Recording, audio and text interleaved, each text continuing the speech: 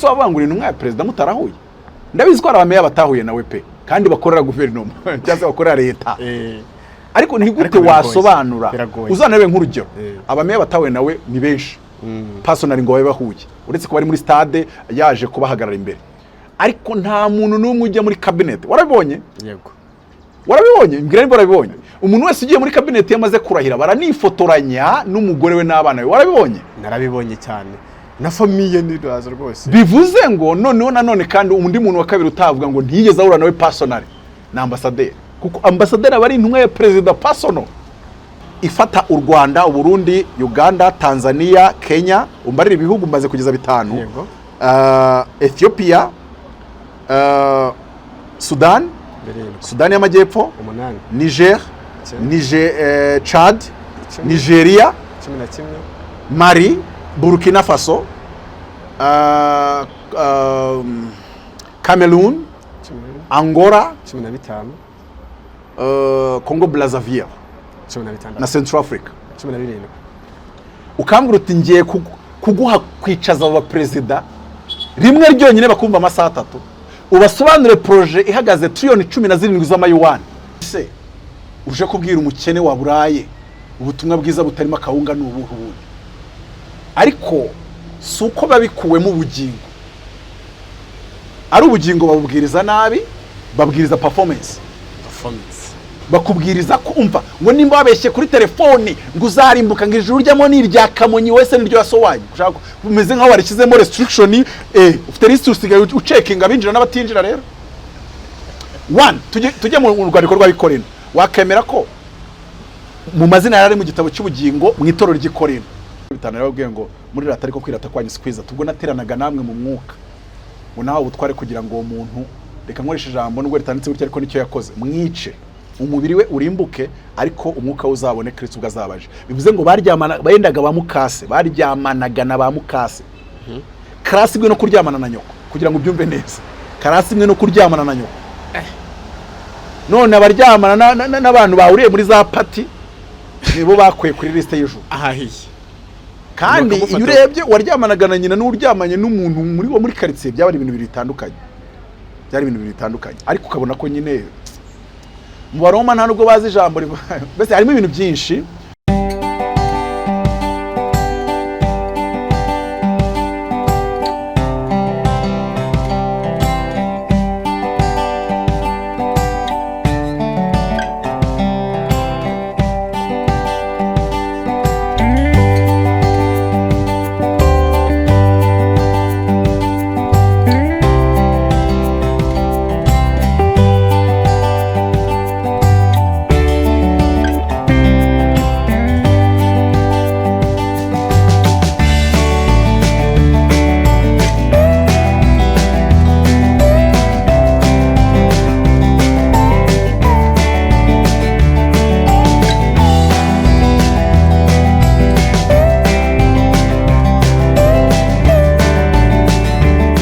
Nongere mbasuze ndakeka mumeze neza ni Kungoma TV show nongeye nagarutse ngende Emi nkuko nabibabwiye reka mbashimire ko naravuze nti ikiganiro cya mbere welcome to my YouTube channel Kungoma TV show kandi mbashimiye ko mukomeje kuza mukanyere ku rukundo muri benshi cyane cyari ikiganiro cya mbere ariko no munsi nagira imwe kuba ngiye guhostinga umuntu umwe mu bantu benshi mumya ko byakugora kuba wabura umunyarwanda ukaba utarakurikiye byibuze imbwirwa hameze nk'eshanu ubaye ari nkeya cyane.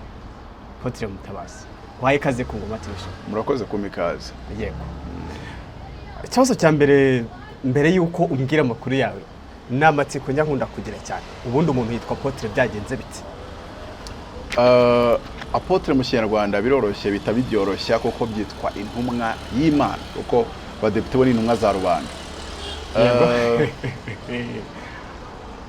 Bivuze rero ngo ntago waba intumwa subize ngo byagenze bite umuntu abintumwa byagenze bite yego yatumwe kandi agatumwa n'Imana nimba harabitumye ubwo bazagereze gukura uwo mwanda mu bantu yego kuko nimba abantu bitumye nyine birangira wenda bavuze ibyo batatumwe n'Imana akavuga ibyo bitumye nyine yego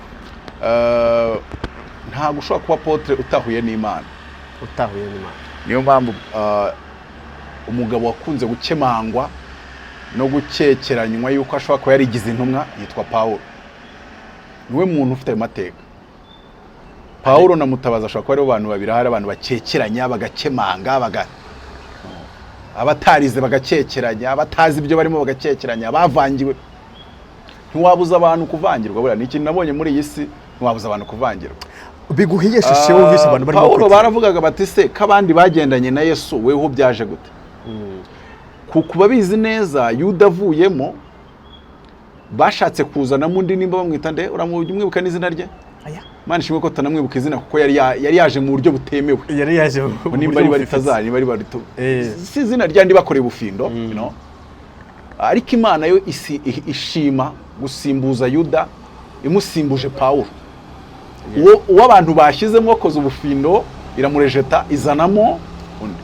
Ariko uyibuka ikintu bashingiyeho bajya kuvuga ngo bashyiremo uwo mugabo. Baravuze ngo dushaka umuntu n'ubundi kuva na kera kose wagendanye natwe. Twe tukagenda turi mu ntumwa twaratoranyijwe, ariko nawe akaba ari aho ku ruhande w'abantu bazi guhurura. Batoranya umuhuruzi original. Hari abana njya mbona ku kibuga. Baravuze ati uyu mugabo hano twajyanye na Yesu yari ahari. Nubwo atari yarahamagawe ariko yabaga hari. Yararekereje. Aba nabagereranya n'abantu bizerera muri theology kurenza. Yego. Doga umva yize Bibiliya, akora doctorat, akora masters. Yewe we atwaye nabyumvaga mu ishuri ariko ati ni ukuri, ariko Imana yo ntiyamwemera. Ihamagara Pawulo, ko na Pawulo nawe ntago yabaye intumwa ya Kristo atarigeze agendana na Kristo. Gute rero? Ngo yaraje ngo amukubita jido, ngo agwira ijisho. Ayo makuru yose abantu barayazi. Ngo umucyo uramurika, arebye abona ntacyo abona, abona umucyo mwinshi. Ntago waba intumwa utarigeze ukubitwa jido na Yesu. Mbona urangiza ubona umucyo mwinshi. Ugomba ko warahuye nayo. Gusa wabangura intumwa ya perezida mutarahuye.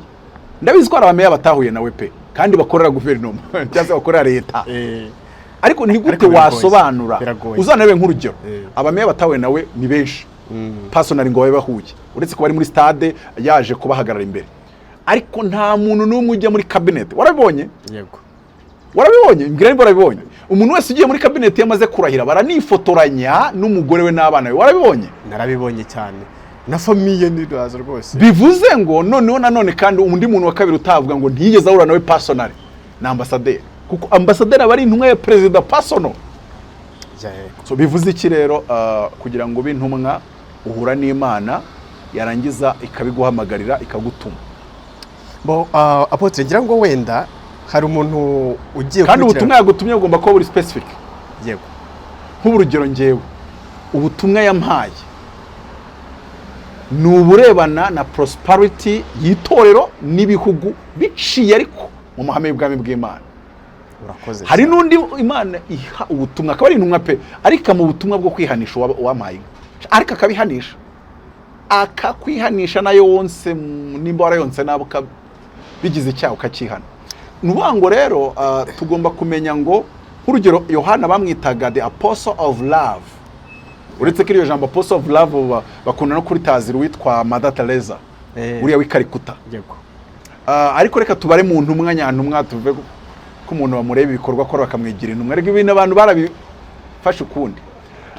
Gusa nkuko nabikubwiye Pawulo bakunda kuvuga mu bakora into ni uzabibona yaranditse avuga ngo nubwo abenshi bakunda kuvuga ko ntari intumwa, ngariko ibyo nakoze umurimo nakoze hagati muri mwe ni ikimenyetso kuri mwe ko ndi intumwa rwose. Bigaragara ko intumwa ihura na Yesu akayituma, ariko nibyikora mu bantu bigomba kuba ari ibihamya rwose. Ngiye umuntu avuze message apostolique ndabyumva. Buriya nakubwira nk'abapotre hano i Kigali benshi bita abapotre batari bo we. None ngaseka ukuntu bumva apotre mutabazi ari utari apotre. No, mufite message pastoral. Muvuga nk'abapasteur, mugasenga nk'abapasteur. You express yourself like a pastor. Abandi bakavuga nk'abahanuzi. None se kuki ushaka kwitwa intumwa kandi numva uri umuhanuzi? What's wrong with you? Wazavuze kuri prophete ndikubona bimeze nk'aho abantu benshi bazi ko hari apotre ari titre iruta izindi. Bakabazi ko apotre bitwika cyane. Oya, ntago bigombera Benini kwitwa apotre kugira ngo yumvikane nk'umuntu uremeye mu isi. Oya, Kayanja yitwa Pastor Kayanja, ntabwo yigeze yita apotre. Yego. Bivuze ngo it's about responsibility, ni ibijyanye n'inshingano za apotre zitandukanye n'iza pastor, totally different. Na message yanyu igomba kuba ari totally different. Yewe n'inyifato yanyu, imyitwarire, character, sinzi kunda byita, ariko nuvuga ngo ni ibintu bitandukanye iyo koko usobanukiwe n'ibyo biri byo. Mperutse kuba ndugana n'abantu kuko nkunda kuganira wenda mu buryo bw'imiyoborere na za politiki, ariko se nkujyana. Umuntu umwe azana igitekerezo ngo PM, Prime Minister, ngo ntago ari umupolitisi, abantu baramwanjama, ndavuga ariko ibyo avuga ari mukuri, nubwo namwe muri mukuri. PM ni umuntu coordinating ibikorwa bya guverinoma byose. Ni umuntu ureba ko bya bikorwa bya guverinoma biri kugerwaho, umuteretse hejuru ari ibintu by'amapolitiki, izo nshingano zamunanira. We rero agumana inshingano zimeze nk'ari mpuzabikorwa, executive cyane kuruta ukaba politician. None ndababwira nti abameze PM 20% abari politician, ariko 80% ni executive, ni nshingwa bikorwa, areba imibare, ubukungu, GDP, ibyo bintu byo bimuri mu mutwe. Mu gihe ari umuntu uri concerned n'ibintu bya politike, abakono, iby'amoko, politike bihagaze gute, kuko we arekura ni umunyapolitike nyine. Abo bantu bahaye urugero wenda kugira ngo wumve uburyo apotre nawe responsibilities ze n'iza pastor ni ebyiri zitandukanye rwose, abantu benshi bakunda kubyitiranya. Oya, n'ababikora ubwabo. Ndabyibuka Imana ijya kungira apotre nawe ifite imyaka 27, ubu mfite 38, urumva ko maze imyaka 11 nda apotre. Yarambwiye ngo icyambere, ntuzashyira imbaraga cyane mu kwitwa iryo zina udakora inshingano zabyo. Ubwo bivuze ngo yabimbwiye gutyo ko ari abandi bitwa iryo zina ariko badakora inshingano zabyo, bambara nk'abapotre, bakagenda nk'abapotre, bakatwara imodoka zibagaragaza nk'abapotre. Umuntu umwe rwose mugenzi wanjye yari umubishop, aramubwira ati ndi bishop, ndati subwo bishop si musenyeri, undati nibyo.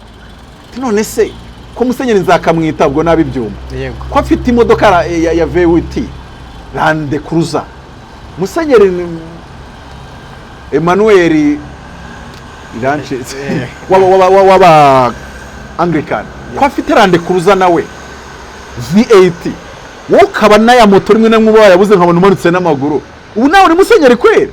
Hari abantu bumva ko apotre mubwiye ngo ndapotre nambaye gutya akabyanga, ejo nagaruka nkwaye Range Rover cyangwa VWT cyangwa se hari n'ukuntu basigaye none babizamura kuri rwego.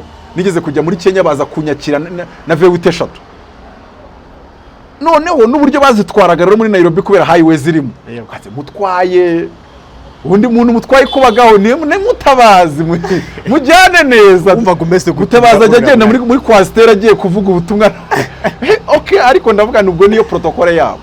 Ariko nitugera kuri urwego twumva ko Intumwa ni umuntu washinze insengero 300 ngo akazubaka ngo akazisigira abapasiteri. Reka nkwereke biroroshye, Rujugira ahita abapotre kuko afite ubushobozi bwo kubaka insengero 300 nziza mutupi, yarangiza akazisiga abapasiteri. Iyo iyo criteria shyira muri puberi, iyo criteria yikureho. Petero yubatse urusengero ntarwo, Paulo yubatse urusengero ntarwo, kandi bari intumwa bajyaga kujya impaka mu masinagogi y'abandi.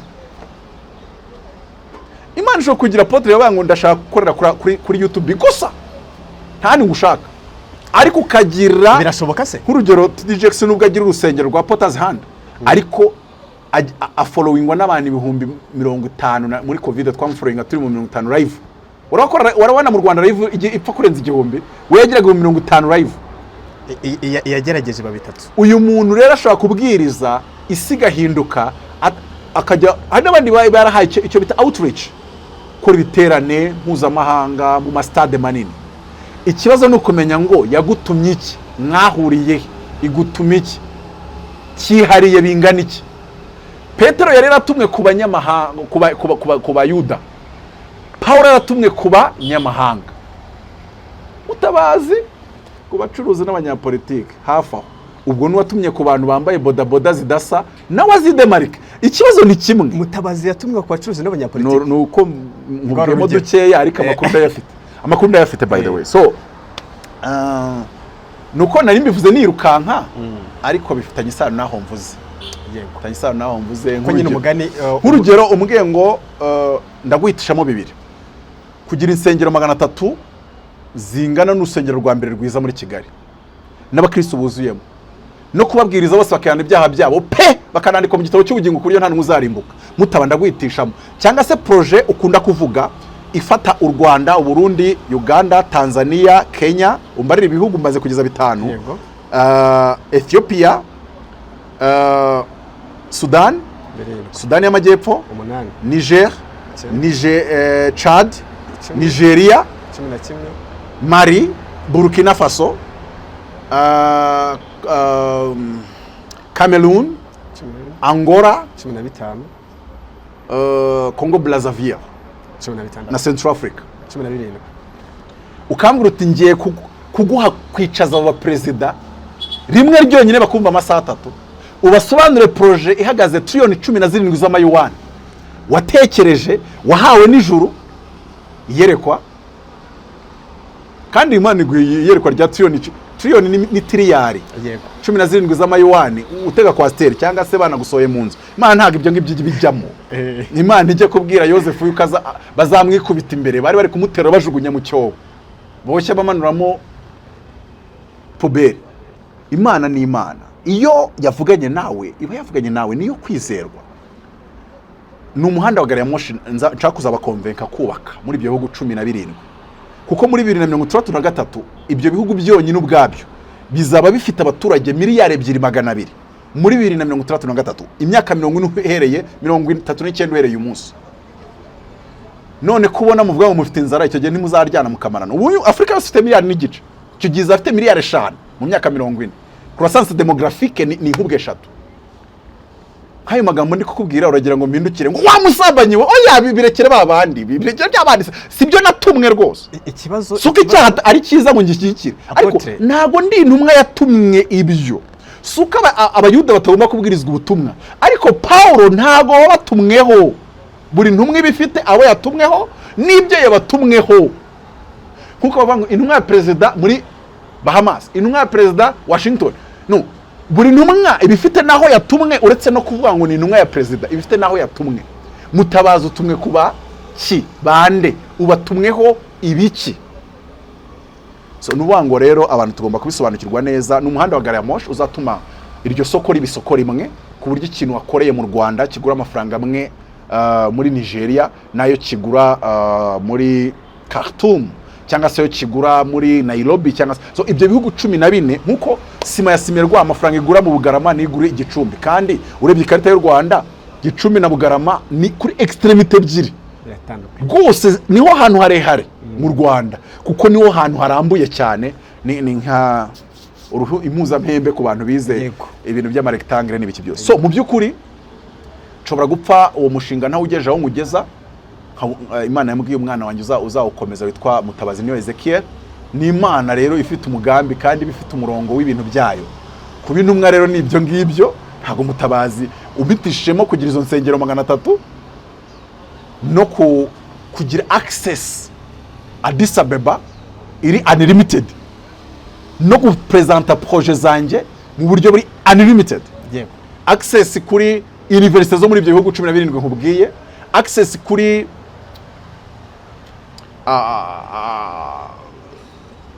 parliaments cyane burya amategeko ni ikintu gikomeye cyane. Nteko ciga amategeko z'ibyo bihugu 17 udatekereza ko nanagutuma urusengero na rumwe kuko kuri njyewe urusengero n'urwo ngurwo. Abantu rero bumve ko kuba inkuntu mwasu kugira insengero nyinshi kuko Imana ishobora kugutuma insengero zaramaze kuboneka ahubwo hari ubundi butumwa special ishaka kuguha. Ikibazo cy'amatsiko ahubwo nuko intumwa za mbere zitumye nta nsengero zirubakika. Yego. Ikibazo cy'amatsiko ndetse niyo mpamvu Petero atazubatse kubera ko yajyaga mu masinagogi yarasanzwe ahari. Ariko Paulo ko yakoreraga mu Bagiriki, Abagiriki already yaragendaga ngo asanga ngari kwakwira ngo mu nzu yaho ngo niho bateranira. Yandi bita home churches. Kuba intumwa rero no guhura n'Imana nukuguha ubutumwa kandi ikakubwira bigutumye kabugeza ku bantu. Hari ibibazo biri nshaka kugira ngo Nevraso nanjye misengiramo aho ngaho ukimara kumbwira uze ati maze imyaka 11 mbaye apotre. Wowe wigeze utekereza nk'ishusho byibuze nko mu myaka nk'icumi iri imbere ukimara kuba apotre uvuge aha ngaho ugeze uyu munsi no kuba ruri kiriya yabitubwiraga tubona nta nisho yabyo kuko yabimbwiye nkiteka hagati ya 2 na 3 mu cyumweru, inzu ya 20 nkageza amezi 8 ntarabasha kugira ubushobozi buyishyura. Urumva yabimbwiye nta shusho pe, ariko Imana twabonye twagendanye nayo niyo kwizerwa. Ubu nta bintu yambwira ngo mbifate nk'ibitangaza. Okay, tugaruka kuri uwo mushinga uhereye uko icyo gihe ibimbwira nabona nk'ibitangaza, uyu munsi byibuze. Uhereye kuri ubwo rugero uvuze uti, ndabyibuka icyo gihe nambwiye ati abandi bakora urusengero, abantu bakaba benshi bakamenyekaniramo, bagakusanya amafaranga y'amaturo, bakubaka urusengero. Irambwira ngo wowe uzabanza umenyekane nta physical church ufite, ariko izina ryawe ribe mu mazina manini mu gihugu. Kabiri irambwira ngo uzagira amafaranga menshi cyane nta physical church ihari, ku buryo nunashaka gushyiraho church wowe uzubakisha yawe, ushyiremo sonorisation ku yawe, nurangiza uhamagara abantu baze bicaremo, nta numwe ushyizeho n'urumiye, uretse wenda abantu nka 2-3 bawe bari close, ariko ntago wowe uzagendera muri style wango reka dukore igiterane, dukore fundraising, tugura ubutaka. Urumva ko Imana iguhamagaye iguha n'amabwiriza y'akazi, ariko iyo ugeze na hano hanze ku mihanda buri wese abashaka kuguha amabwiriza ye, ibyo ariko n'imyizerere yiwabo. Ariko ibyo ngibyo ntago turabambere bahuye nizo ngorane nizo no kugongwa n'ibyo, na Paulo yahuye nabyo n'abandi bahamagawe nk'intumwa. Ntago wahamagarwa ngo ujye kwita ku by'abantu bavuga ngo uzabivemo. Yes, urakoze cyane. Kumbaza uti nari ngiye kukubaza, warumbaje uti wari ubyize teze ko myaka 10 bizabimeze uko. Wari uvuze ati mu myaka 10 murabibona uko icyo gihe byari bimeze nabibabwiye. Ugereranyije ahubwo noneho ushyira imyaka 10 imbere nibwo uzabona uyu mushinga noneho muri 33 haba hari udusigisigi ubona uvuga uti ibyo byose nihaye imyaka 20, ariko Imana niyo kwizerwa. Icya mbere iyo myaka 10 izajya gushira, uwo nzaba ndi ubwabyo bizaba bigaragaza icyizere, kuko aho hose mvuga wenda nzaba njyayo, wenda njyanyweyo n'ibindi n'izindi nshingano, ariko njyayo. Ushobora gusanga muri iyo myaka 10 ushobora kuzaba umwe mu baperezida muri ibyo bihugu. Oya, nzaba byibuza narahuye nabo, cyane narahuye na delegation ziva muri ibyo bihugu, duhujwe wenda n'impamvu z'ibyo nzaba ndi by'icyo gihe, kuko hari amakuru Imana baragiduha.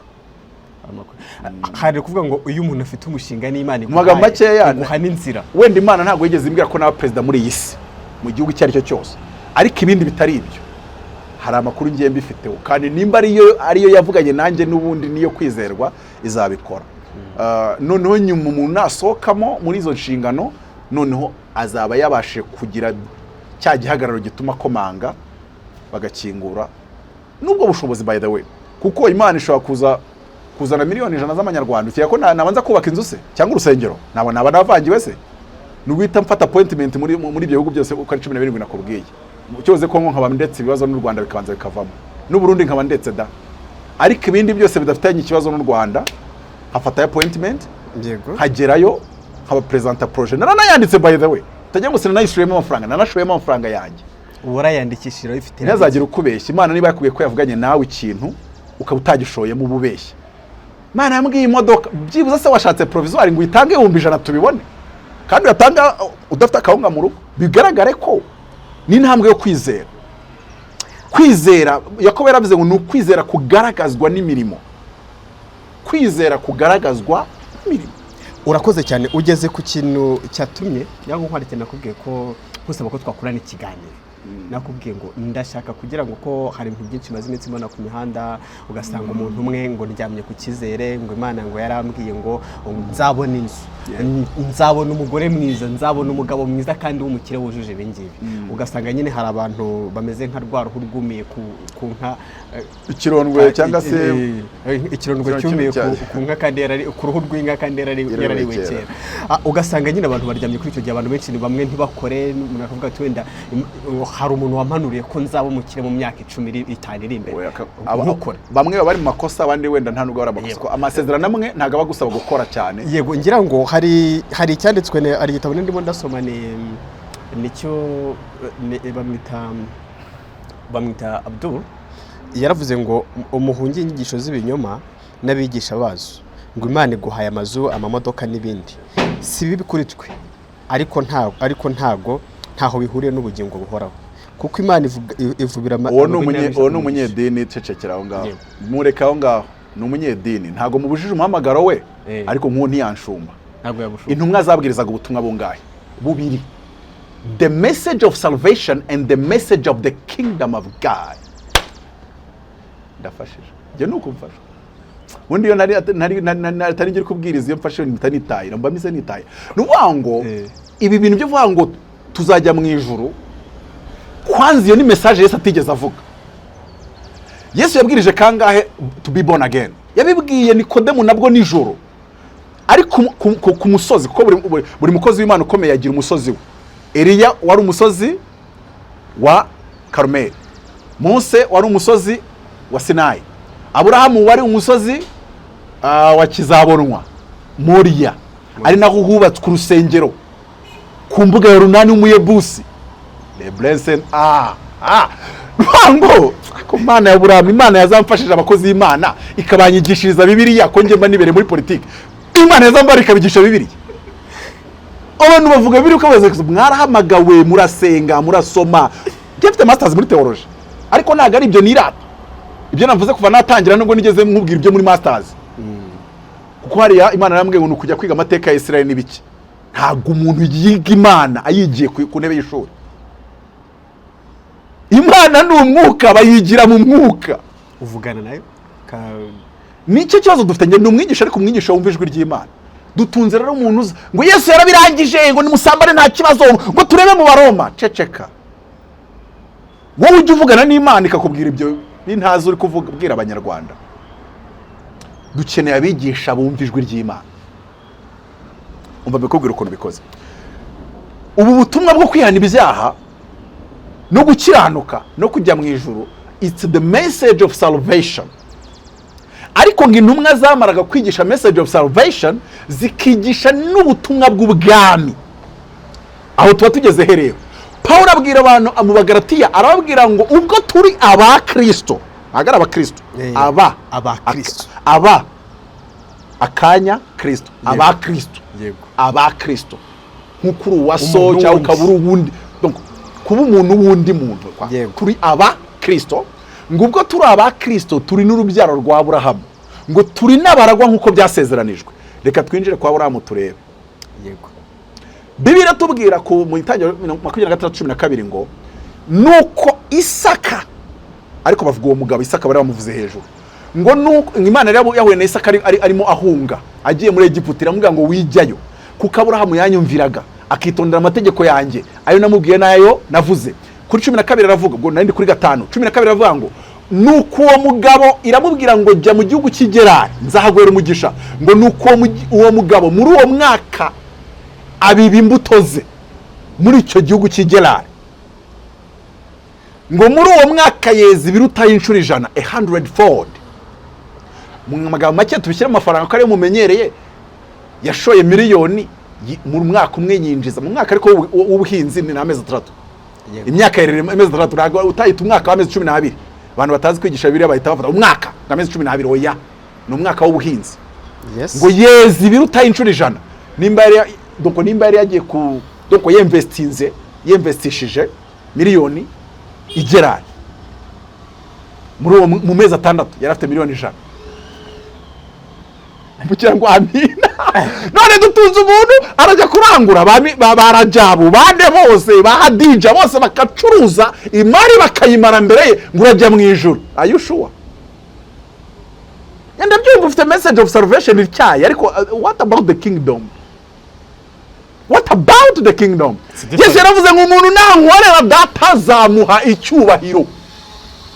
Le blele Ezekiel 5. None hari umuntu wakubaha muri Kigali udafite bibiri byibuza byagutegera moto, bako hari byuzi ntago bishoboka. Icyubahiro cy'amafaranga ari rero. Salomo nawe umukozi w'Imana arandika mu Migani 22:4 ngo umuntu niyubaho Uwiteka akicisha bugufi, ingororano ye n'ubukire, mani, mura, dora, n'icyubahiro no kurama. Mu Kinyarwanda bakandika ubugingo, ariko iyo ugiye mu Cyongereza bavuga ngo long life. Kuko ziriya ngororano nizo mu isi, nizo ubugingo bwa no mu isi bubaho. Ku bugingo ari kirya gihe nyine. Kuko ari cyo gihe ubugingo aho buhererwa nayo n'icyubahiro wagererwa ko mu ijuru cyo koze ngo abahindure benshi kugukiranutse bazaka nk'inyenyeri. Kandi ubwiza bw'inyenyeri n'ubwizuba biratandukanye, niko Paulo yavuze. ariko tujye tuvuga bibiri ukiri nko kuvuga iki ngo uwo mugabo yeza ibiruta inshuro 100 ngo kuko because parce uwiteka yamuhaye umugisha none ko umugisha uwiteka yahaye Isaka watumye abiba ugomba gukora vana amaboko mu mufuka watumye atekereza think creatively yarangiza agakora ariko muri uwo mwaka mezi 3 agafata miliyoni imwe ikavamo miliyoni 100 kandi ukavuga ko nawe uru rubyaro rwa Aburahamu kwa Ketura cyangwa ni kwa Sara oya mbwira ni kwa Hagari uri mwene Ishimayeli tubimenye cyangwa ndashaka kumenya uru rubyaro rwa Aburahamu kwande kuko nimba ari kwa Isaka ngo uwo mugabo abumukire abari kudukurikirana bavuge ngo amina birakora ndi umuntu utakunda bino bintu byo kuvangwa yenga Imana bivuze ngo receive ngo ndabicakiye ariko iyo twiza amahame y'Imana yo muri Bibiliya ugomba kuba umukire ndetse ukaba umuherwe biciye mu mahame y'ubwami bw'Imana. Bibiliya tubwira mu migani ngo imigani ibice byaho ndumva ari 11 umurongo wa 9 gusibuga fatwa 11 ndakora paraphrase nkoresha Living Bible haravuga ngo through knowledge exactly high tech nivuga knowledge umve high technology Rwanda Coding Academy Harvard wumve might wumve knowledge kabisa through knowledge the influence of godly citizens righteous citizens causes a city to prosper. Mu Kinyarwanda babivuga ukuntu kunjena baravuga ngo gukiranuka gushyira hejuru umudugudu kuba gukiranuka righteousness exalt a nation ngo gukiranuka ngo gushyira hejuru umudugudu ndumva ari muri yo sense ariko mu buryo bunyonyoye busobanutse tugomba kugira abarokore amazina yabo yanditse mu gitabo cy'ubugingo bakiranutse bafite urukundo rutaryarya ariko noneho bagera ku kintu bita intebe y'ishuri bakanyeganyeza abarimu bagatangara bati wow what is this ngo bakagira influence inyeganyeza. Ubundi ubwami bw'Imana iyo usobanukiwe hari ibintu bibiri, hari icyo bita mu gihe burayo bita tierra, hari n'icyo bita cosmos. Tierra mu gifaransa babyita la terre, mu cyongereza bakabyita the earth. Adamu na Eva bari bahawe kugira dominion, ubutware, kunyeganyeza, gutwara earth n'inyamaswa n'ibikururuka. Ariko muri Adamu wa kabiri ari we Yesu Kristo duhabwa dominion over the cosmos. Jya muri Google wandikamo ijambo cosmos usabe meaning barakubwira ngo it is the governing systems of the world. Nuwango muri Kristo dufatamira ibitekerezwa mu mitima ngo tugakubita hasi ibyishyira hejuru kurwanya kumenya Imana. Influence. Ndayibaza ngo dimension gatatu namubwiye akimeze ite ushobora kumutangaza n'umuntu bita Prophet Adams abimasaka nta nubwo azwi kuri izi media nta n'umuntu wakwereka ifoto ye ariko twajyanye Kenya aritagura abakikuyu bagwa hasi. Imana namubwiye ngo ujye ubwira umuntu wese ngo akurebe mu maso gusa, umurebye wese agahitagwa, umurebye agahita ripuka kagwa, umurebye ariko nuwamureba gatizera oya imbaraga zari ziri muri we. Ariko se buriya biramurayisoma mujye mumbwiza ukuri, ariko tujye tuganira turi abanyakuri. Yesu ngo yasatiriwe n'itsinda ry'abafarisayo ngo bayobowe n'uwitwa Yuda, ngo baramubaza ngo ni wowe Yesu w'i Nazareti? Ngo arabasubiza ngo ni nje, ngo bagenzi imigongo bagwa hasi. Nuko batari bizeye afa. Urabona Ben Hini ageze mu birere byo arahuha bigahita bibi. Ikibazo abantu b'i Kigali nibasenga bujuje amatiku, babona ufite amavuta bati yagiye kuyarangura, uretse ko n'abayagura bonda nabazi, uretse ko n'amazina yabo ndaguha. Ariko harabonzi Kigali baguze imbaraga, nta nubwo ari Nigeria bakijya bajya Egypt. N'amakuru ndayafite n'umuntu waje kumbwira ati wazanye ku madolari ngakujyana ubundi nawe ukaza no Kigali bakajya bagwa. Ndagano ya ibyo byanjye ni ibya Addis Abeba mvana mu ibyo nta nicyo bindeba ibyo by'ibitangaza mujye mubikora ariko buri wese afite ko yahamagariwe nicyo yahamagariwe nawe yahamagariwe. Aba bantu baguza irambwira ngo umubwire ngo agomba kubabwiriza ari mu babwiriza ba mbere isi ifite kugira ngo dimension ya gatatu akaba ari mu bigisha ba mbere isi ifite. Ariko nanone hejuru yo kwigisha no kubwiriza igihe kimwe ukazamusanga arimo akora deliverance, ukazamusanga arimo ahanura. Iryo jwi rirambwira ngo umuntu winjiye yarozwe ngo asohoka yakize, ashobora kubwiriza neza, ashobora kwigisha neza, ariko umuntu warozwe ashobora no kwinjira mu iteraniro rimwe agasohokana gukira uburozi yaburutse. Irambwira ngo umuntu w'umusazi iyo ngagezaho umuntu wa dimension ya gatatu ari ngo ntamucika. Namubonye akiza umuntu w'umusazi kuri video call, utanagira ngo yarari muri Belgique turi gusengana, ashyira kuri video call abwira uwo mama ngo mama shyira ikiganza kuri ekara ngisengera, kirambika ku mutwe w'uwo umwana ahita ajya muri koma. Nyina avuze induru atarapfuye, ahita amubwira ati mufate ku kanwa gutya umuhuhe mu kanwa tubutware bundi wenda bukoherereje, tubyita impartation. Abantu batigeze bajya no mu byumba by'amasengesho ariko ubundi mwamwigira ibiki umuntu Imana mu buhanuzi nkabugusunikira kari wo buhanura kandi utarigeze uhanura. Impartation ugahinduka igikoresho, none ngo message nje nkahita nyikurekura akaba ari uyirekura. Wabonye poso minyone ariko akayanja mufashe mu bitugu gutya umuntu wese akoze akagwa. Ariko mwagiye muri kivangirwa nibanga ibintu byanyu ntago mujye muri birengo mu birebemo. Twajya gusengera mu mazi, oya wenda uyu munsi leta ishobora gushyira ingamba, ariko Yesu yasengeraga amazi every day. Yesu yasengaga mu gashyamba ka Kidroni every day. Nako yambukaga akagezi ka Kidroni ngo akajya gusengera mu gashyamba kari hirya yawo, ngo kandi na Yuda yari asanzwe hazi ngo kuko bajyagayo kenshi. Uyu munsi usengera ishyamba abantu bati waravangiye, wasengera ishyamba ngo niyanjije. Nanditse ibitabo bijya kugera muri 40 iyo project ya trillion 17 abantu beshe baducira imanza, bamwe nibanayitekereza. Ntago bibuza umuntu ko umunyamwuka ari n'umunyabwenge, ari n'umuhanga, ari n'umuscientifique, ntaho bibujijwe. Can be a doctor, ushobora kuba engineer, ushobora guconceivinga application irenze nizi za YouTube na za WhatsApp kandi wuzuye umwuka wera, wumva ijuru, wumva ijwi ry'Imana. Sinzi uburokora uburyo twabufasha. Niyo mpamvu nakubwiye ngo turashaka kubaka idini. Murajya mu ijuru, tujye mu isengesho rya Yesu wumve nimba ari kujya mu ijuru birimo. Yavuze ngo nimusenga mujye muvuga gutya, ndari kubwira mu kigira iki kugira ngo na daimoni pfira icyarimwe. Ngo mujye muvuga ngo pateri hemoni ho hen toys uranoise, our father who art in heaven. Urano bivuga ijuru, heaven. Hagiye seto to onomasu, hagiye zo ntago bivuga mu Kinyarwanda murango izina ryawe ryubahwe. Wowe translate nze kuri abazamuha 0 cyangwa bazamuha 3 cyangwa 5 ku 10. Hagiye zo ntago bivuga icyubahiro, hagiye zo bivuga holy. Niyo mpamvu mu Cyongereza hari translation zivuga ngo holy is thy name, izina ryawe rirera.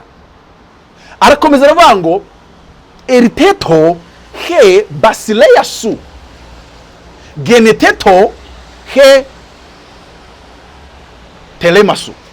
Mango yavuga ngo ubwami bwawe basileya, ubwami bwawe buze.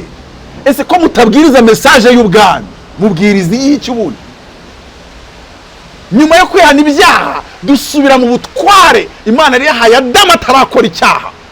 Adamu wagenderaga hejuru y'amazi ya Pishoni, Gihoni, Dekero na Ufate. Ubwo n'ubutware tugomba gusubirana. Ntagarwa ngo akira visa, oya. Ahubwo akira ubwenge butuma ukora uruganda ruruta Samsung mu Rwanda, ugahakaza abanyarwanda n'abandi banyafrika, ukagira influence over the governing systems. That is the message of the kingdom. It's the message of the kingdom. Ntago bavuga ngo umusenga mubwiye abantu ngo Mana tuzane mu ijuru, oya. Mubwiye abantu ngo ubwami bwawe buve mu ijuru buze mu isi.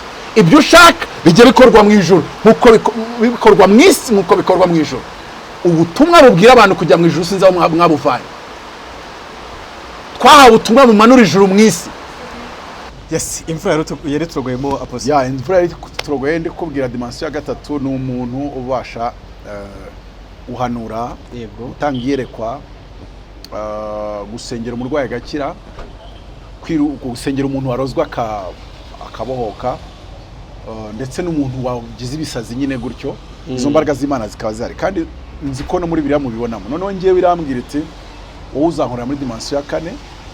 Ndabaza nandi mwiyerekwa insinziriye, irambwira ngo dimension ya 4 nuko uba ufite ibyiya gatatu ifite byose, ariko wowe ikikugiriye 4 nuko uri umunyabwenge n'abanyabwenge b'isi bakagutinya. Nuvuga ngo nahamagare gutinywa n'abanyabwenge b'isi. Ariko Mana ya Abraham tabazi kutega kwa Esther, abanyabwenge b'isi bazagutinya ryari? Ariko harabona agiye mura nabo bakambwira ko bantinya. So ubu ufite ubwenge ku buryo n'abanyabwenge b'isi bagutinya. Mu by'ubwenge ariko bagutinya mu by'ubwenge. Ndafata urugero, icyo gihe iryo yerekwa ryahise rimbwira ngo reba ngo nka Yosefu muri Egiputa. Kuko wamaga iryo yerekwa yabonye ntari kubisobanukirwa. Ariko icyatumye ntabisobanukirwa yarambwiye ngo umuntu wa dimension ya 4 ngo bari economic and political influence. Twavuga ko bakozi b'Imana watangiye umbwira ngo abakozi b'Imana bame ibice 4, none umbwiye political and economic influence asubwo bije gute? Niyo mpamvu nakubwiye ya jambo influence. Imana ntabwo yigeze imbwira ko idini yambwiye kugira influence. Kabiri yambwira ngo political and economical influence. Bityo rero apostleship yanjye yubakiyeho, nundi na wazazi akore ibyo apostleship ye ahamagarwa yumvishe imubwira. Kuko nari maze kubwirwa amagambo ncanga, rero uwo muntu none hamwe ingero cyangwa iryo jwi rimwe ingero ntago nabona go twavuganaga. Iryo jwi rirambwira riti urugero Yosefu yari umuntu ubwira umwami ati ibyo warose bisobanura ibi. Iyo ni dimension ya 3, gusobanura inzozi, kubugira inzozi, kwerekwa, guhanura, kwirukana uburwayi, ibitangaza, imirimo n'ibitangaza. Ariko iryo jwi rirambwira ngo ariko bamubaza ngo hakorwe icyo, akavuga ngo none tuve mu bya dimension ya 3 tujye mu ya 4. Ibyo muzeza muzakore conservation, food processing. Ngiye kubigisha uburyo ingano wazibika imyaka 7 zitaboze zitagize ikibazo. Ngiye kubigisha uburyo nimba ari umuceri nawo muhinga nawo uzamara imyaka 7 tukanawurya hindi imyaka 7 noneho umuceri ukamara imyaka 14. Sinzi nimba iyo technology yari isanzwe ihari, ariko nimba itari hari yarayibigishije cyangwa se yabatumye kuyiga, ikavuga ngo yababwiye icyo bajya gukora. Just an idea. Igitekerezo cy'umuntu w'ubwami abantu baracyumva b'isi bagahubangana, bakanyeganyega, bakavuga bati iki gitekerezo kiratandukanye. Niyo mpamagaro nahamagawe, niyo mpamvu iyo nambaje ngo prosperity gospel, nge sinzi cyitwa prosperity gospel kuko nyine nahamagariwe kwigisha ubwami. Ariko nibyo biba mu bwami rero harimo prosperity. Umva gutya, Yesu wigeze wumva yigisha prosperity? Not. Kabiri kambwira ikindi atigishe mwigisha healing. Yesu ntabwo yigeze yigisha healing. Gatatu, intumwa ntabwo zigeze zigisha healing na deliverance. Mubikure bigishaga ubwami kuko within the kingdom it is included healing, prosperity, success, everything. Ariko iyo tutigisha message y'ubwami tukigisha message y'idini kugira ngo tuzanemo success, leadership and everything, tubizana biri muri package mwita prosperity gospel. Ariko nge mitamo kuvuga ngo there is salvation gospel and the kingdom gospel. Ize ebyiri zihuriye hamwe zikora the full package, idusubiza mu bwami. Wenda wambaza ibibazo bya, ariko ngiye kuvuga iby'ubwami navuga byinshi. Niryo somo nigishe muri university bampemba, ari nge warihimbye. Nigishije rimwe muri university ya theology bampemba, nigisha isomo nahimbye. Niryitwa ngo the mysteries of the kingdom of God. Narigishije umunyamerika arandeba arambaza ngo ibyo niri kwigisha wabyize he? Ndamwana nge ni ibintu nakoze research. Ati wandika syllabus yabyo nzakugira umwari muri speciale ku ishuri rya theology bari bafite za Gitarama. ngiye kuryigisha bari abapasiteri bari gukora teoloji, baravuga ngo ahubwo andi masomo yandi twayareka tukajya twigira iryonyine. Bose bari bazi ko ari isomo risanzwe ribaho, kumbi ari njyewe wari coye. None se yandi mwiga muteze ko atahimbwe, isi yaremwe ayo masomo ahari, izo syllabus zari zihari, byanga bikunda hari umunsi umuntu umwe yicara azandika. Ariko ubwo ni ubwami rero butugeza aho ngaho. Buriya Yesu ntago yigeze akora ibitangaza mu isi, ubwo nuvangiye aho ngaho. Agenda hejuru y'amazi ntago cyari igitangaza yarakoze, yari manifestation of normal life of kingdom citizens. Byari ukugaragara uko Aburahamu utarakora icyaha yabagaho. None se ibice bibiri si byo bitubwira by'itangiriro? None apostle ari kuvuga ngo iyo bavuze ibitangaza Yesu yakoze nacyo bakimentioningamo. Iyo uvuze igitangaza mpita numva uruhande uri kuvugiraho. Oya ntabwo ngende kuvugira ku ruhande. Iyo uri kuvugira ku ruhande rw'idini kugenda hejuru y'amazi n'igitangaza. Iyo uri kuvugira ku ruhande rw'ubwami kugenda hejuru y'amazi, Adamu mu bice bibiri by'itangiriro, rega mujye muri Bibiliya handitse ko yagendaga hejuru y'amazi. Okay, ntabwo byanditse gutyo, ariko iyo ubisomye urabibona ngo ingobyi ya Edeni yacagamo umugezi, wayicagamo hagati ugasohoka wigabanyijemo ine. Ntabwo wagabanyukagamo ine umaze gusohoka, wasohokaga wamaze kwigabanyamo ine. Bivuze ngo hari harimo Idekeri, Ufurate, Gihoni na Pishoni. None ko Adamu atarazi koga, cyangwa wenda uranyemeza ko Imana yamuremye azi koga? Yari ifi. Adamu yari ifi. Oya ntabwo Adamu yari ifi. Ntabwo yarazi koga rero. Noneho rero ukambwira ko yavaga te hino ya Hidekero agiye kurya imbuto ziri hirya ya Ufurate, kandi zose ko ari yemewe kuzirya. Imana yari yamuhaye ubumenyi. No, yagendaga hejuru y'amazi agahita yibwiriza. Niryo jambo Imana yaramubwiye ngo be fruitful, multiply, have dominion, multiply, replenish the earth, subdue it and have dominion. Nwangiye akandagizaga ikirenge hejuru y'amazi Adamu, amazi yitaga yibwiza akaba beto. Kabiri, biriya byo kuvuga ngo Yesu yagaritse umuyaga nta gitangaza cyari kirimo. Aburahamu yashobora gukanguka akiri mu bitotsi agahita ategeka umuyaga wose ugahita uba freezed. Ntabwo byari ibintu bidasanzwe, byahagaze ari uko akoze icyaha. None rero Yesu nimba avuga ko Adamu wa kabiri yaraje kubitugarurira. Hallelujah. Umva rero ukuntu bikoze. Iyo tumaze kwakira ubwami bw'Imana ntago nanone wakongera ukandagereje y'amazi, yego byakoreka, ariko Imana sibwo butwari ishaka gukoresha. Ahubwo nimba abantu bagendaga hejuru y'amazi bambuka bakorera ubwato, none Titanic wasanga itarakozwe n'umurokore. Base ko ubwato bwa marine bwa gisirikare urasanga butakozwe n'umurokore. Ni ikibazo kiri rero sasa. Covid iraje iri kwica abantu, kandi tukabwirwa ngo ubwami bw'Imana butugira imoto, buduha kudapfa. Yesu tudukora formule rero y'umuti wa Covid, nta kindi nje gushakaho. Wimbwira kujya mu ijuru buretse ijuru ni ryacu, ahubwo we banza ukorera isi umuti wa Covid. None ntabwo uri kugenda hejuru y'amazi with power, kuko ubwami bugira ibintu bibiri, wisdom and power. Ngo abantu bitwa abayuda bashakaga ibimenyetso n'ibitangaza, ngo abagira ikibo bagashaka ubwenge na filozofi. Ngo ariko kuri twebwe abakizwa mvugira ngo amina, ngo Kristo yaduhindukiye ubwenge bwayo n'imbaraga zayo. Nubango ariko nge ndi kureba nkareba isi idafite ubwenge bw'Imana ishaka gukorera mu mbaraga zayo.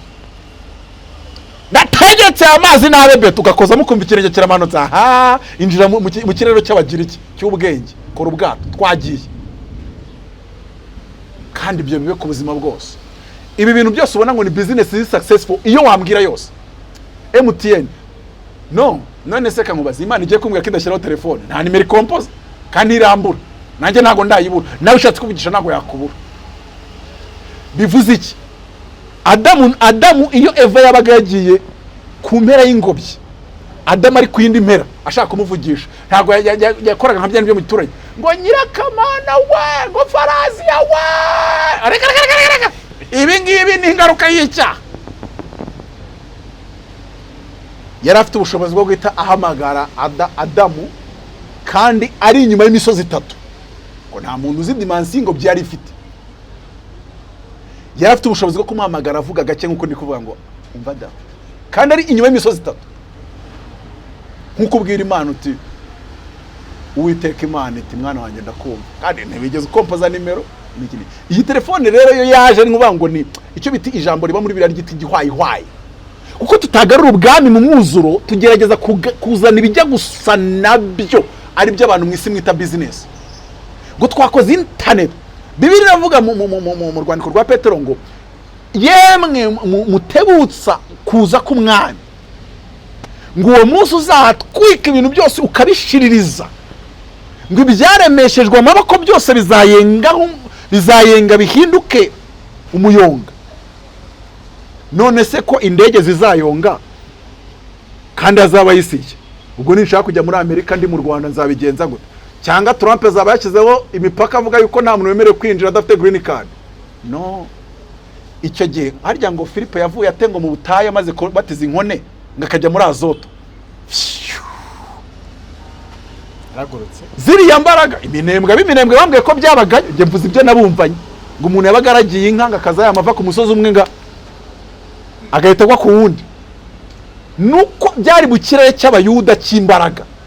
Ariko nge ndashaka kugira ngo mbone abanyarwanda, abanyafrika bava kuri uwo musozi bagwa ku wundi mu kirere cy'abagiriki.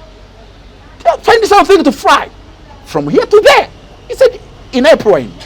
Okay, airplane zarakozwe. Nikire no wowe uri bukore noneho kugira ngo ukore innovation, utuzana indi technology idasanzwe noneho muri iki ngiki. Igihe cyose rero wenda muri technology y'amapare yatandukanye bazahora bafite ubuhanga, ariko apare yitwa umuntu ufite ubwami bw'Imana ni we wenyine ubasha kuza akayishyira ku murongo. Abantu barasaze, abantu bafite ama depression, abantu ibibazo biraza bagasara bakiru. Urenge nyangunda kwicana n'abantu bakambaza, Mutabazi ujye ugira ubwoba, ni umwana w'Imana, mukiranutse ashira ubwoba bw'intare. Iryo jambo waruvuze rirongo ubwaryo. Mutabazi none wakambaza, nese ubigenza ute guhendoringa pressure ubu ufite ngo za kinyinya ngo byasaze, ubigenza ute? No, I'm a son of God. I belong to the kingdom of God. Mu byukuri nge nta nubwo mbona mumeze nk'abantu muri kwiyesura, ntazi ibyo murimo. Indian ntago biba bimfataho. Doesn't touch me. I belong in another kingdom. Wenda twavuze byinshi, wari urimo uvuga ko abantu bari kuvuga amazu, bakavuga visa, bakavuga prosperity. Yes. Mu kanwa kabo.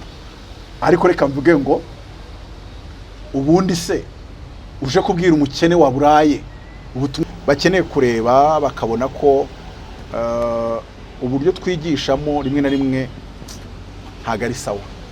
Twigisha ivuga ubutumwa ryo kwentimida abantu, ari abari kwentimida abantu nabo barakora ibyaha, bakabwira abantu uburyo bwa intimidation. Muri bake badutinyisha Imana. Sinzi ukunda bigusobanurira. Gusa nibirebere wenda uzampamagare ari byo tujye kuganira, ko twatugiye muri message y'agakiza nyine. None nasimbutse ngiye muri message y'ubwami bw'Imana, ariyo mwiti ya prosperity. Ubwami ntago bubamo prosperity gusa, bubamo influence, bubamo power, bubamo dominion, bubamo kuyobora, bubamo byinshi cyane. Kuko umuntu wese reka mvuge muri ubu buryo aramutse amenye ubwami bw'Imana neza, yabamo umuyobozi. None umuntu ahita avuga ngo gusa ngo abayoborwa bazaba abandi. Nge nta rimwe njya nibara ko mu Rwanda nzaba umuyoborwa. Nge mura ndi umuyobozi, mburara ndi umuyobozi, nkabura y'inzu ndi umuyobozi, mbura ya kwasiteri ndi umuyobozi, kuko ndi umwana w'Imana. Imana ni umwami, umwami abyara umwami.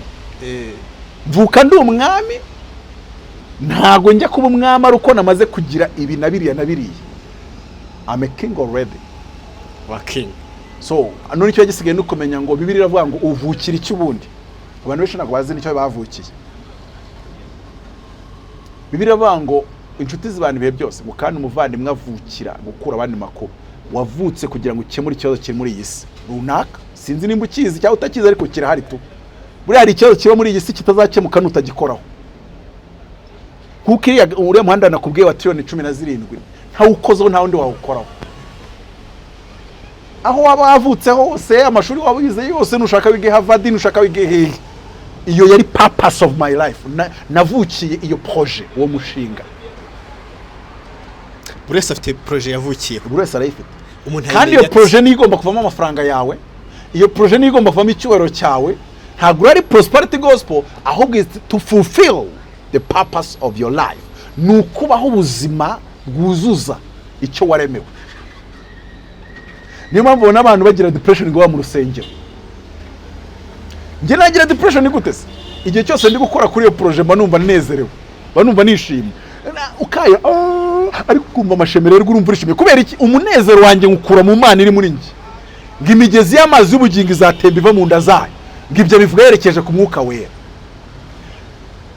Petero aravuga ngo mu gitabo cya Yoweri ngo haravuga ngo nzasuka umwuka wanjye ku minsi y'imperuka ku bantu bose. Ariko iyo by'abantu b'iyi minsi ubona umwuka w'Imana bariho. Uretse by'abantu byazwi birirwa ariko ubona umwuka w'Imana bariho. uvuze Ngo icyo gihe umwuka wanjye numara kuza ngo abakambwe bazarota. Nukuri njya ndota, abakambwe turarota. Ngo abasore n'inkumi ngo bazahanura. Ariko mu Cyongereza aravuga ngo young people shall have visions. Yire by'abantu bo mu rusengero bona afite visions. Uzamaze uti muri 2050 uzabameze uzumva zavuga ngo gahunda ni Uwiteka. No, tell me your vision. Show me a written vision. Wimbwira ngo gahunda ni Uwiteka. Iyo umwuka wakugezeho, you write visions. Ngimana ibwira abakukira mubwira ngo ibyo ubonye ubyandike ku mbaho. Ngo kugira ngo ubibonye byihutire. No! Nyereka nyandiko Mutabazi nakubwiye ko ari umuhanda wa gare moshi triyari 17 uje ibihugu 17 nzahura nabo abaperezida ni vision yanjye. It's okay. Nawe nyereke yawe. Ngira uti nge nzacukura ibimoteri nindangiza abanyishure nandika izina rwose ko ncukura ibimoteri muri Kigali. Cyangwa se uti nge nzakora rugabire mwabavandimwe mwe na Tanzania bazambara rugabire ya Mutabazi. Nimba wumva koko vision yawe iyerekwa ryawe ari gukora amarugabire. Mu byukuri ni byinshi mbona itorero rikwiye kwigishwa bitigishwa. Nibaza nimba itorero mu Rwanda tugira abarimu teachers, abantu bafite impano yo kwigisha Bibiliya, Buburiyana arayigukumva ntago yitetse neza wapi, aragukumva nta kirimo. Nose ko wari wambwiye ko umwigisha noneho bimeze bite? Batuzanira ibintu nakunze kubona muri ADPR. N'abavandimwe banje muri ADPR ndabakunda. Mvugira ngo Morodekayi ngo yarahagaze kwiremba ibyo uri kutubwira biranditse muri my idea. Uretse ko uri kwikanira ariko uri kutubwira ibintu already byanditse muri Bibiliya. Bring us some revelation. Tubwire noneho niki wahishuriwe mu kuba yarahagaze kwiremba. Naho nukomeza kutubwira nuko nari kuza ngumva gisakarabiba ngo mbwira mugenzi wanjye arabiba ngo arangishe ngo muri uwo mwaka yeze ncurishana ngo ababonye amafaranga ngacira amafaranga bwizina rya Yesu. No, you are a preacher that you are not a teacher. Uri ku preachinga, uri kubwiriza, uri kwikanira wenda, ariko turashaka mu Rwanda, mu itorero ry'u Rwanda dukeneyemo abantu bitwa les docteurs, niko mu Gifaransa bita abigisha b'ibyanditswe byera. docteur. Amana y'amahoro rero ibishimire. Mufite ibibazo 2 cyangwa 3 ntago ndagufata umwanya munini bimbaze mbigusubiza. Ikibazo cya mbere ngera ngo ejo, ariko icya mbere wumvishe ko nimburi uwa Kristo uri n'urubyaro rwa Abrahamu ugomba no kumukire ukagenda urushaho kugeza ubaye mukire cyane. Nimba wowe wite kwicisha bugufi ingurano yawe n'ubukire n'icyoro no kurama. Ahubwo ikibazo ni kuki udakira. Ahubwo nicyo kibazo gikomeye cyane. ikibazo cya mbere giye kuko nabyo ngo nituvuga ubugingo umukire se bimubuza ubugingo.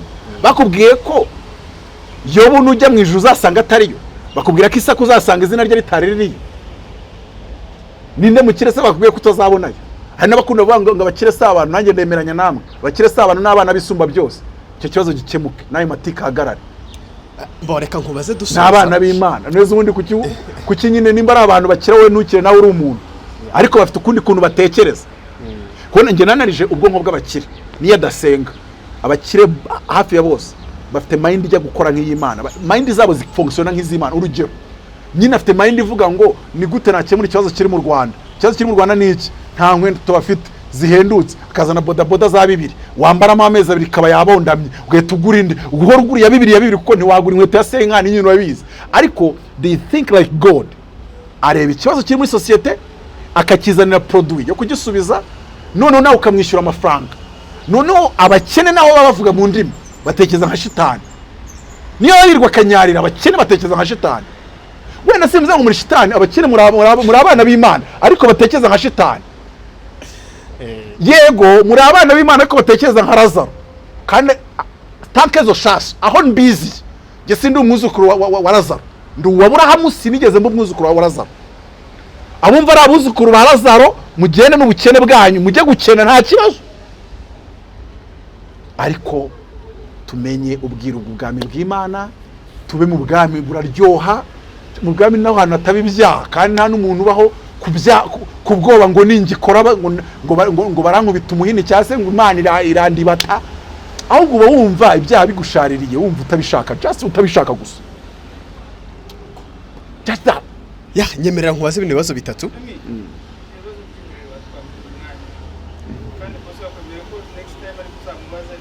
sawa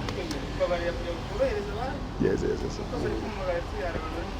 oh yeah Apotre wakoze kutuganiriza cyane Yes. cyane ngira ngo ukurikiye kino kiganiro hari ikintu abasha kuvanamo abakurikira nibagikunda bazabikubwire nawe kandi nawe urahari n'ubu utabagenderaho kuko ufite ikimana yakuremeye kandi ari kiri gukora kurenza uko washaka views ukorera Imana kurenza uko ukorera views ubwo uzampamagara noneho tuze dufite umwanya tuganire cyane rwose kuko bibiri ibamo ibintu byinshi rero ko nakubwiye bwa mbere duhuye nakoraga nkakora hariya nkakora mu muhamagaro ni byinshi ariko none reka twemera abantu ko nitugaruka tuzadufata topic imwe tukayivuga y'ukwayo yonyine yego nanjye nateguye ibyanditswe mbibaha ubisoma cyangwa biri ngombwa ugasoma aho tubifite mu mutwe tukabarangira aho basoma bakandika cyangwa bagasoma natwe tubibabwira uko biri ariko nge ndanezerewe ikiganiro wampaye uko wambajije ko biragora mu Rwanda kubona umuntu ukubaza nk'uko wambajije uzana topic nk'iyo wazanye atazanye bya bindi abantu nabo bazi ngo ni ibiki